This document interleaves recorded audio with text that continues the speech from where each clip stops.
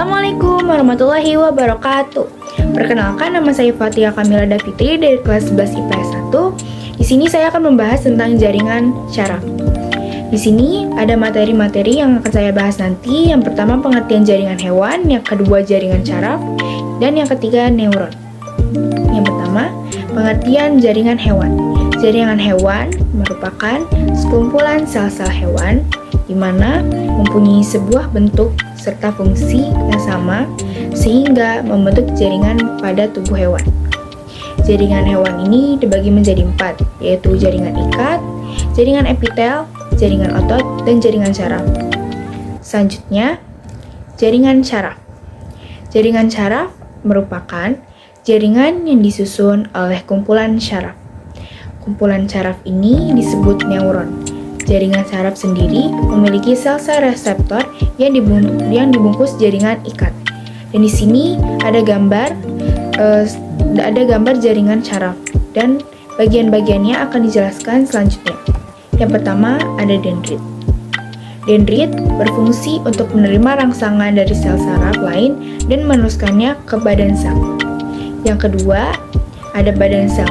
Badan sel berfungsi untuk menerima rangsangan dari dendrit dan meneruskannya ke akson. Yang ketiga, ada inti sel. Inti sel yang memiliki fungsi untuk mengatur seluruh kegiatan sel. Yang keempat, ada akson yang berfungsi mengirim rangsangan dari badan sel ke syaraf lain. Yang kelima, ada selubung mielin. Selubung mielin berfungsi memelihara akson agar rangsangan dapat berjalan dengan cepat. Yang keenam, ada sel Schwann. Sel Schwann adalah sel pembentuk selubung mielin. Selanjutnya, ada jenis-jenis jaringan syaraf berdasarkan fungsinya. Jenis-jenis jaringan syaraf terbagi menjadi 3, yaitu neuron sensorik, neuron motorik, dan neuron penghubung. Neuron sensorik atau yang biasa disebut neuron aferen merupakan neuron yang bertugas menyampaikan impuls ke pusat saraf, yaitu otak dan sumsum tulang belakang. Selanjutnya, neuron motorik. Neuron motorik atau neuron aferen adalah neuron yang bertugas membawa impuls keluar dari pusat saraf. Ketiga, neuron penghubung. Neuron penghubung adalah neuron yang menghubungkan neuron sensorik dan neuron motorik. Neuron penghubung memiliki dendrit atau akson yang berhubungan dengan neuron lain. Di sini ada gambar dari jenis-jenis jaringan syaraf. Yang pertama ada sel saraf sensorik, yang kedua sel saraf penghubung, dan yang ketiga sel saraf motorik. Selanjutnya, fungsi jaringan syaraf. Yang pertama ada menerima dan menanggapi sinyal-sinyal dari dalam tubuh dan lingkungan. Yang kedua, mengantarkan impuls ke badan sel neuron lain atau menyampaikan respon ke efektor. Ketiga, neuron.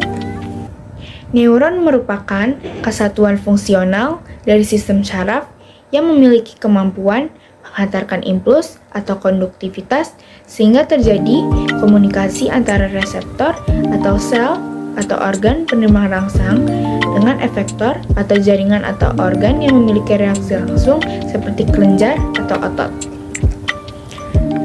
Lalu selanjutnya bentuk-bentuk neuron. Bentuk-bentuk neuron terbagi menjadi 3, yaitu neuron unipolar, neuron bipolar, dan neuron multipolar.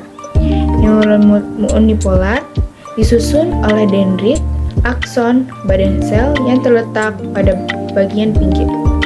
Fungsi dari neuron unipolar adalah sebagai neuron sensorik, itu membawa sinyal dari bagian tubuh atau sistem syaraf perifer menuju ke sistem syaraf pusat. Kedua, ada neuron biopolar.